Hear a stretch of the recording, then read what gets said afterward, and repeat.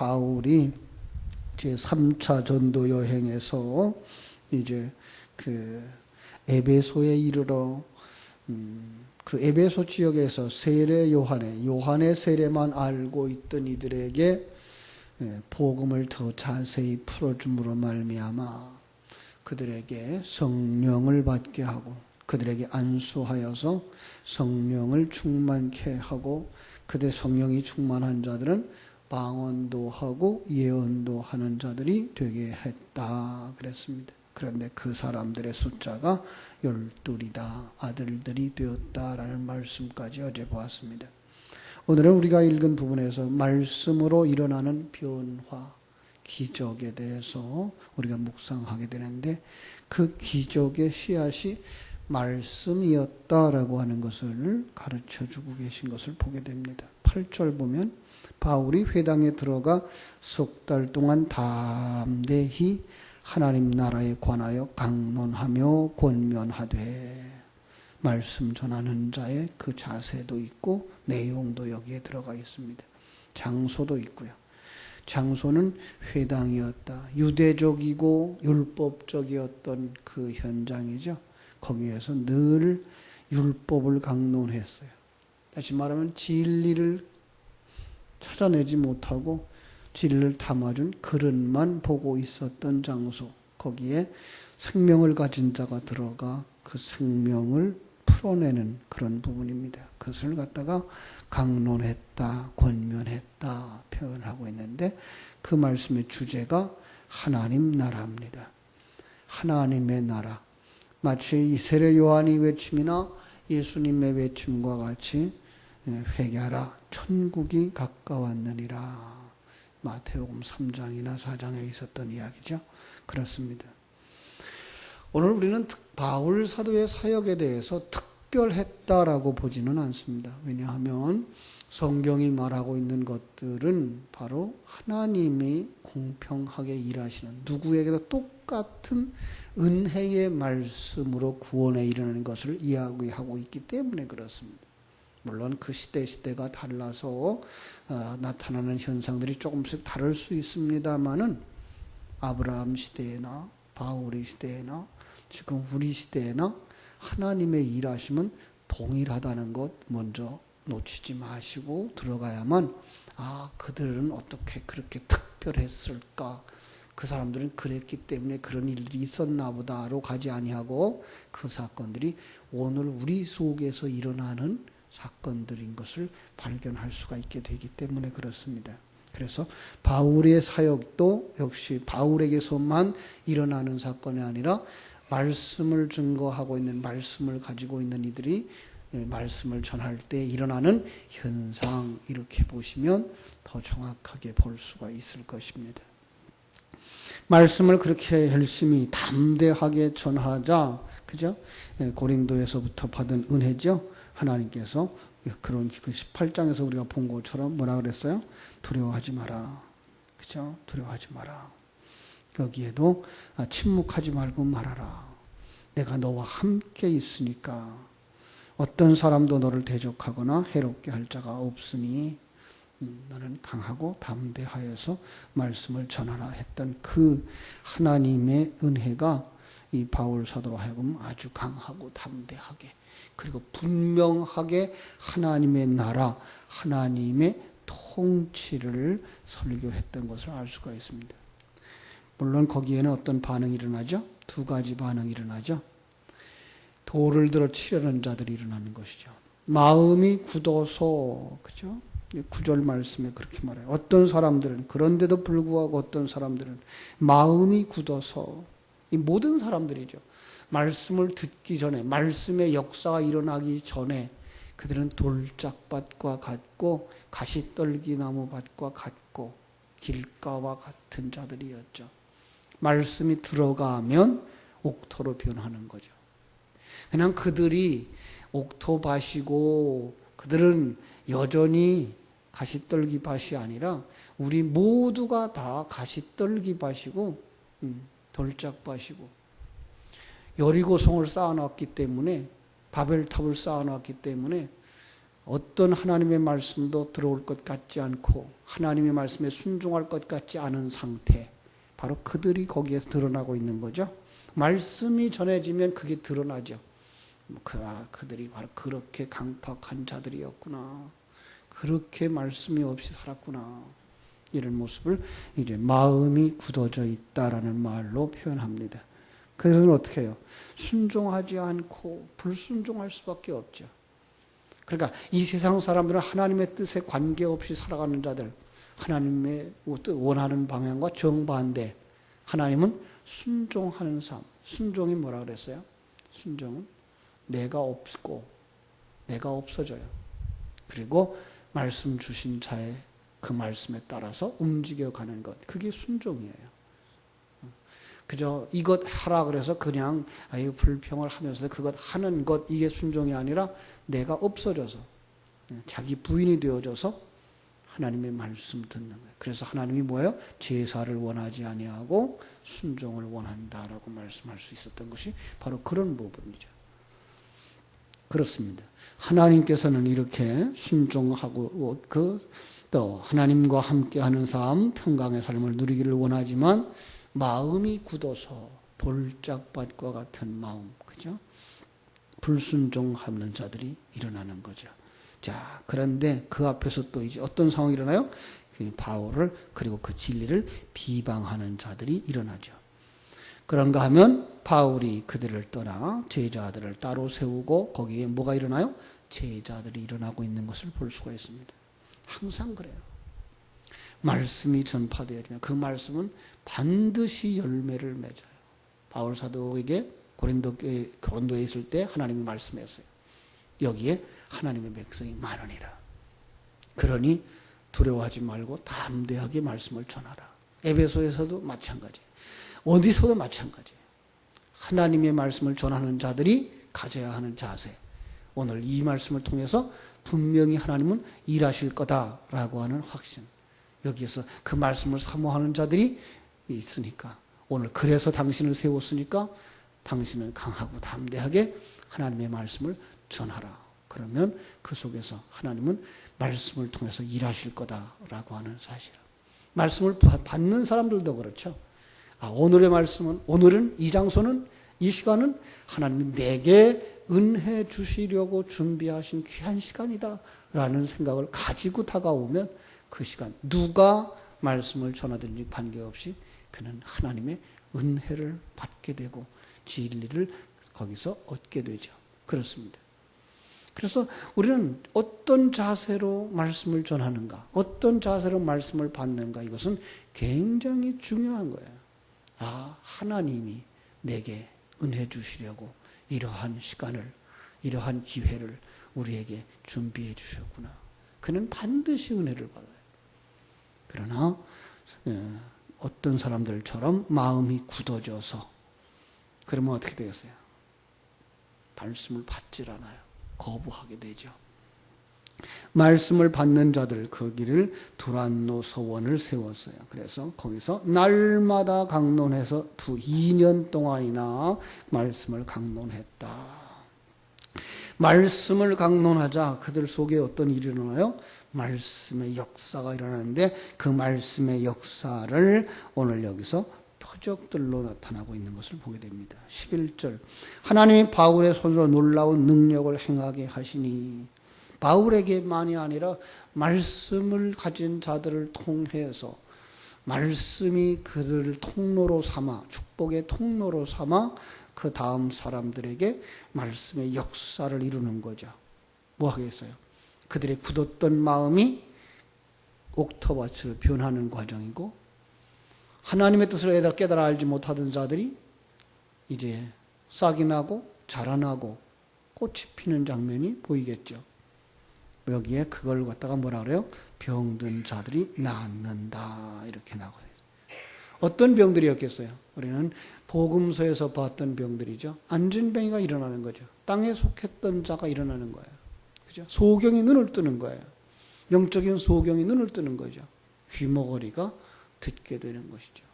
바로 이런 부분들이 바울을 통해서 나타나는데 여기에 이 도구로 뭘 가르쳐주고 있어요? 손수건이나 앞치마를 가져다가 병든 사람에게 얹으면 그 병이 떠나고 악귀도 떠나가니라. 예.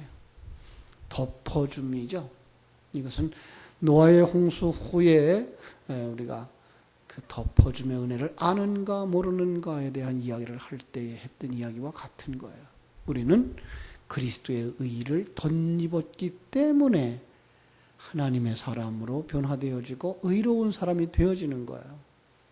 그게 기적이죠. 그 덮어줌의 은혜가 없으면 우리는 하나님 앞에 설 수가 없고, 그리고 의가 무엇인지 알지도 못하고 하나님과 함께 되어지는, 하나 되어지는 역사가 일어날 수도 없어요.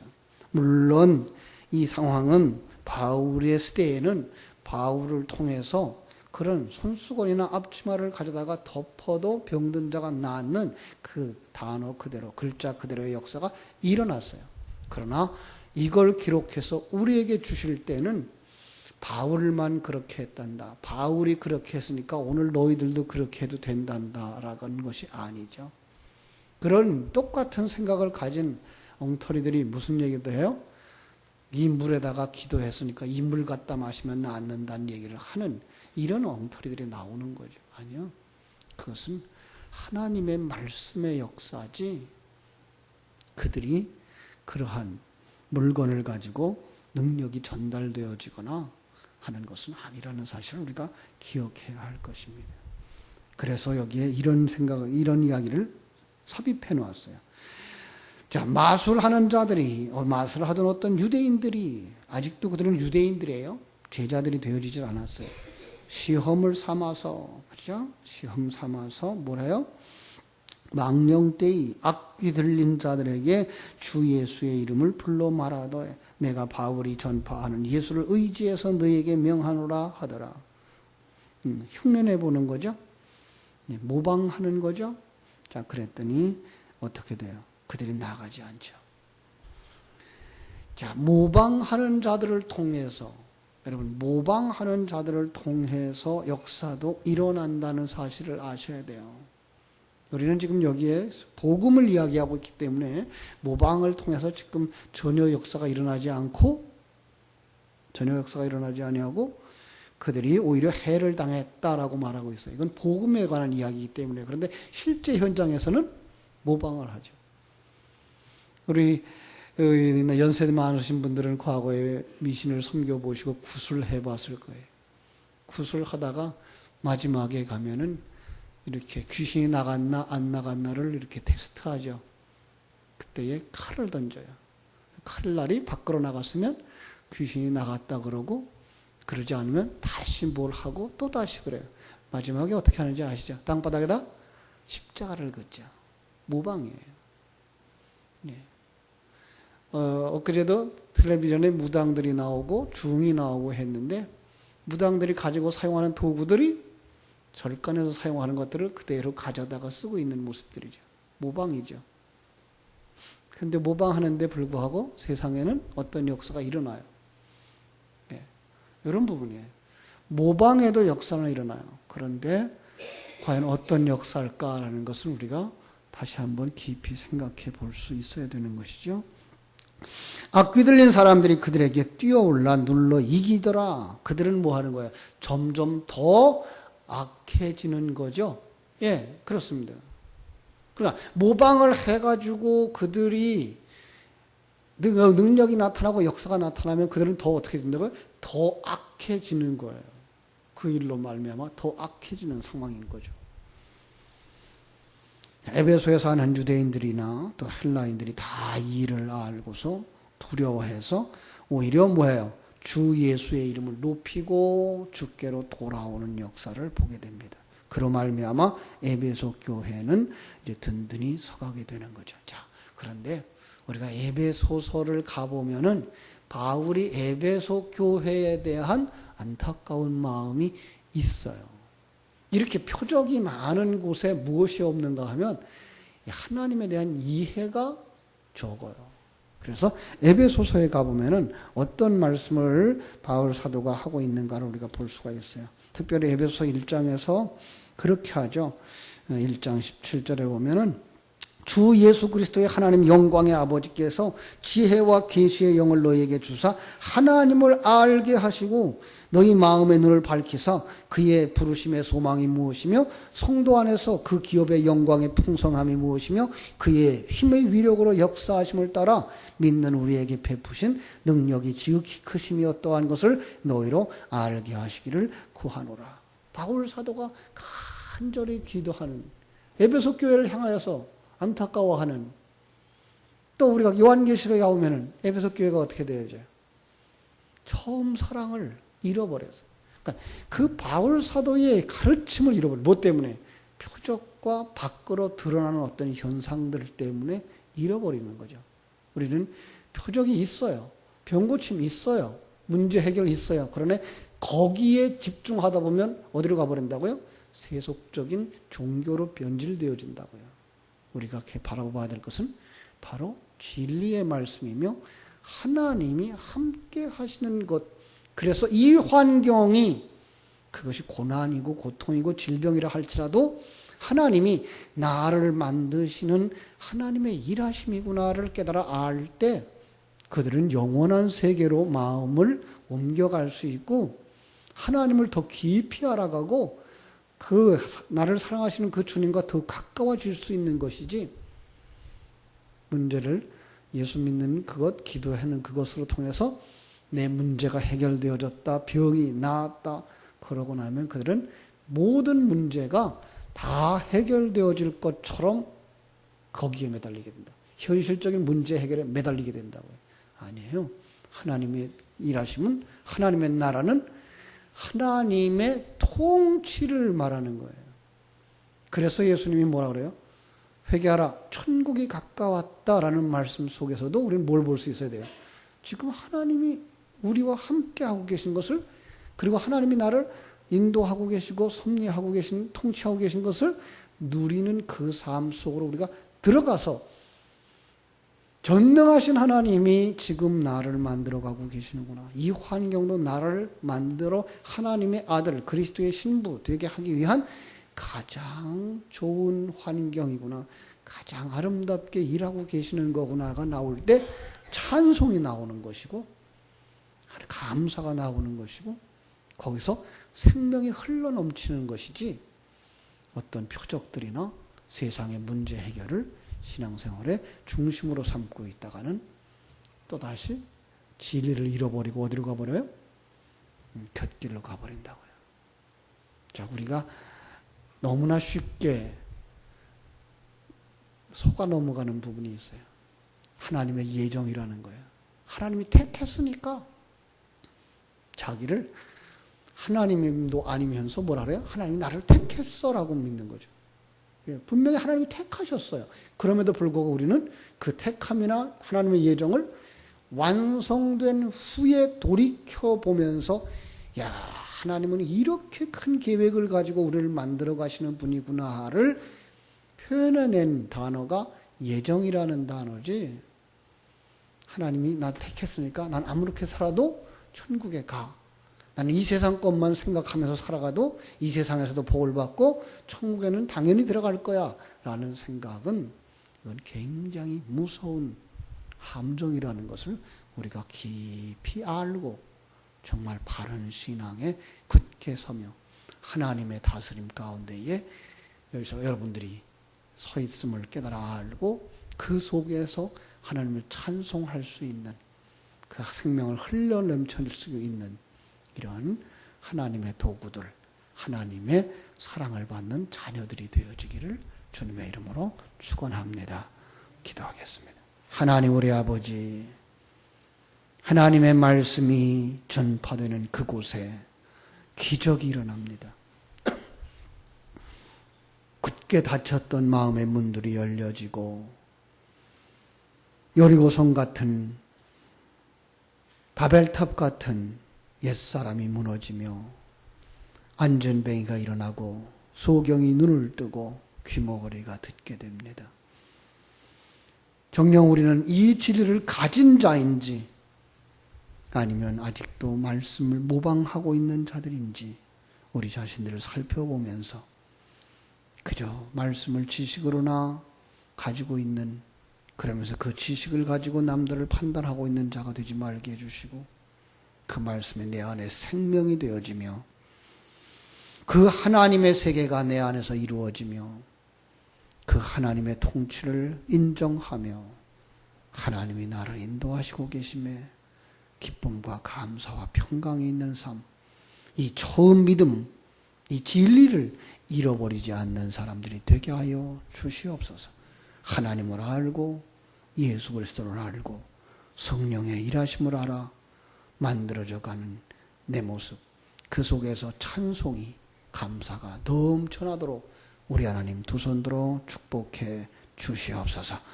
예수님의 이름으로 기도하옵나이다. 아멘. 하늘에 계신 우리 아버지여, 이름이 거룩히 여김을 받으시오며 나라에 임하옵시며 뜻이 하늘에서 이룬 것 같이 땅에서도 이루어지이다. 오늘날 우리에게 일용할 양식을 주옵시고 우리가 우리에게 죄 지은 자를 사하여 준 것 같이 우리 죄를 사하여 주옵시고 우리를 시험에 들게 하지 마옵시고 다만 악에서 구하옵소서. 내게 나라와 권세와 영광이 아버지께 영원히 있사옵나이다. 아멘.